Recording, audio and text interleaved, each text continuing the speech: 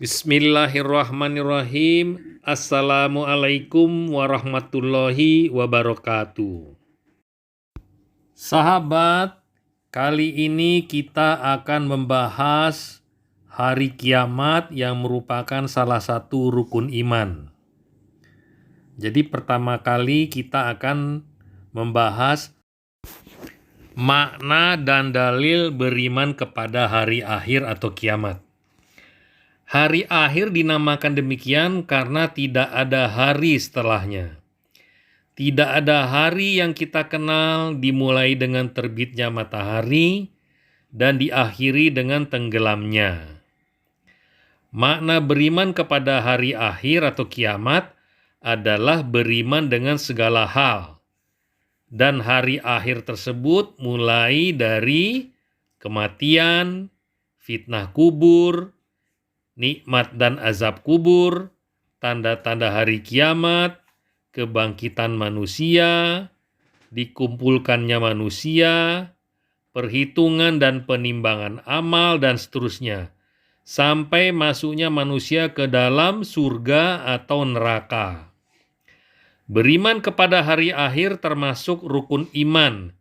Tidak sah iman seseorang bila tidak beriman dengannya. Allah Subhanahu wa Ta'ala berfirman, "Dan barang siapa yang kufur kepada Allah, malaikat-malaikatnya, kitab-kitabnya, rasul-rasulnya, dan hari akhir, maka sungguh dia telah sesat dengan kesesatan yang jauh." Quran Surah An-Nisa ayat 136. Rasulullah Shallallahu Alaihi Wasallam bersabda ketika ditanya apa itu iman, "Engkau beriman kepada Allah, malaikat-malaikatnya, kitab-kitabnya, rasul-rasulnya, dan juga hari akhir, dan engkau beriman dengan takdir yang baik maupun yang buruk." Hadis riwayat Muslim. Tidak ada yang mengetahui kapan terjadinya hari kiamat kecuali Allah Subhanahu wa Ta'ala. Mereka bertanya kepadamu tentang hari kiamat, kapan terjadinya? Katakanlah, sesungguhnya ilmunya di sisi Rabbku, tidak mengetahui waktunya kecuali Dia. Quran Surat Al-A'raf ayat 187. Malaikat Jibril alaihissalam pernah menjelma sebagai seorang laki-laki dan datang kepada Rasulullah Shallallahu Alaihi Wasallam dan bertanya, "Kapan hari kiamat terjadi?" Maka beliau Shallallahu Alaihi Wasallam menjawab, "Tidaklah yang ditanya lebih mengetahui daripada yang bertanya." Hadis riwayat Muslim. Apabila malaikat Jibril yang paling dekat dengan Allah Subhanahu wa Ta'ala dan Rasulullah Shallallahu Alaihi Wasallam, Nabi yang paling dekat dengan Allah Subhanahu wa Ta'ala, tidak mengetahui kapan terjadinya hari kiamat, maka bagaimana selain keduanya bisa mengetahui? Yang lebih penting daripada itu bagi seorang hamba yang berakal dalam mempersiapkan bekal yang cukup untuk menghadapi hari akhir atau hari kiamat tersebut. Bekal perjalanan menuju negeri akhirat. Perjalanan menuju negeri akhirat adalah perjuangan yang sangat panjang.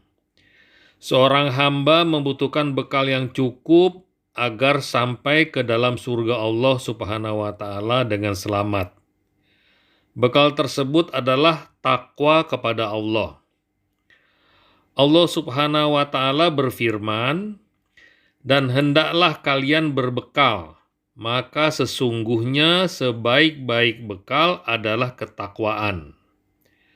Quran Surat Al-Baqarah ayat 197.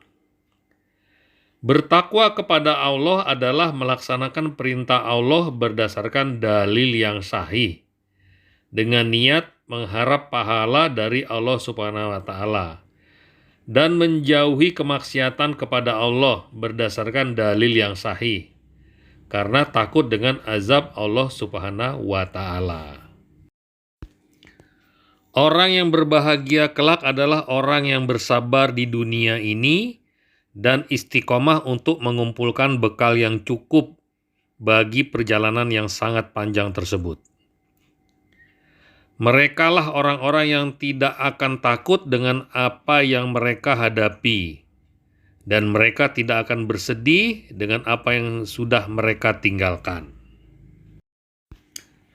Allah Subhanahu wa Ta'ala berfirman, "Sesungguhnya orang-orang yang mengatakan Rob kami adalah Allah, kemudian mereka beristiqomah, maka tidak ada ketakutan atas mereka, dan mereka tidak akan bersedih." Quran Surah Al-Ahqaf ayat 13. Dan orang yang celaka di akhirat adalah orang yang mengikuti hawa nafsunya selama di dunia, dan dia lalai dengan hari pembalasan. Allah Subhanahu wa Ta'ala berfirman, "Sesungguhnya mereka mencintai kehidupan dunia dan meninggalkan hari yang berat yang ada di belakang mereka." Quran Surat Al-Insan ayat 27. Menjalankan perintah Allah, bekal menuju akhirat. Perintah Allah Subhanahu wa Ta'ala dan dijalankan dengan ikhlas dan sesuai dengan sunnah Rasulullah Shallallahu Alaihi Wasallam, maka akan menjadi hasanah atau pahala bekal menuju akhirat bagi seorang hamba. Perintah yang paling dicintai oleh Allah Subhanahu wa Ta'ala adalah apa yang Allah wajibkan. Rasulullah Shallallahu Alaihi Wasallam bersabda, Allah Subhanahu wa Ta'ala berkata, "Tidaklah hambaku bertakarub kepadaku dengan sesuatu yang lebih aku cintai daripada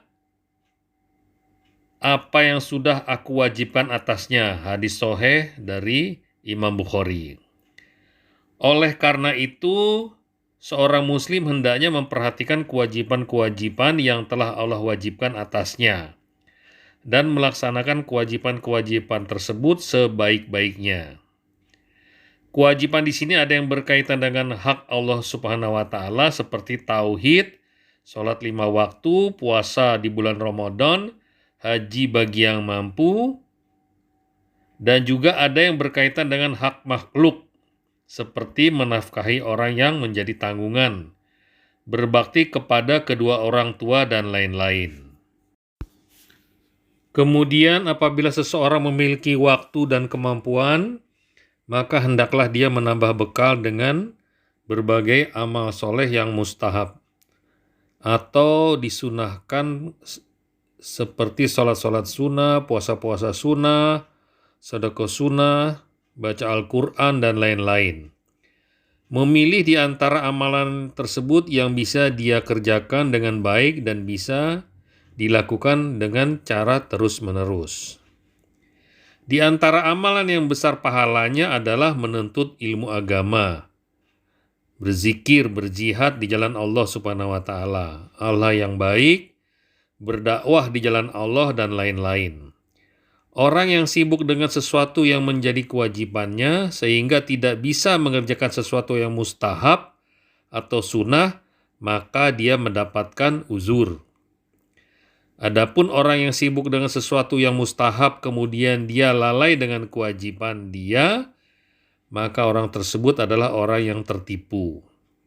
Mintalah kepada Allah Subhanahu wa Ta'ala pertolongan di dalam beramal, dan mintalah kepadanya supaya amalan tersebut diterima. Meninggalkan kemaksiatan, bekal perjalanan menuju akhirat.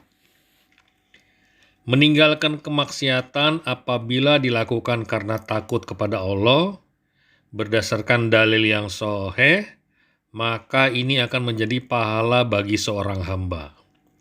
Sebaliknya, kemaksiatan apabila dilakukan seorang hamba, maka itu akan menjadi sayyi'ah, dosa yang membahayakan keselamatan dia di akhirat kelak. Dosa bertingkat-tingkat, dan dosa yang paling berbahaya yang mengekalkan pelakunya di dalam neraka apabila dia mati dan tidak bertobat dari dosa tersebut.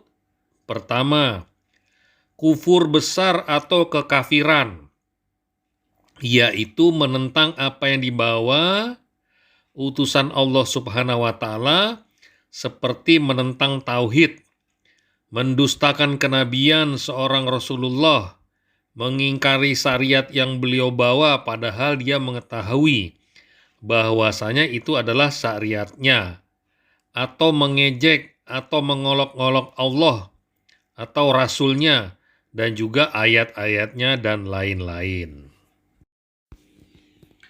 Allah Subhanahu wa Ta'ala berfirman, dan orang-orang yang kufur mendustakan ayat-ayat kami, merekalah penghuni neraka, mereka kekal di dalamnya. Quran Surat Al-Baqarah ayat 39. Kedua adalah syirik besar. Syirik ini lebih khusus daripada kekufuran. Setiap syirik adalah kekufuran, dan tidak setiap kekufuran adalah syirik.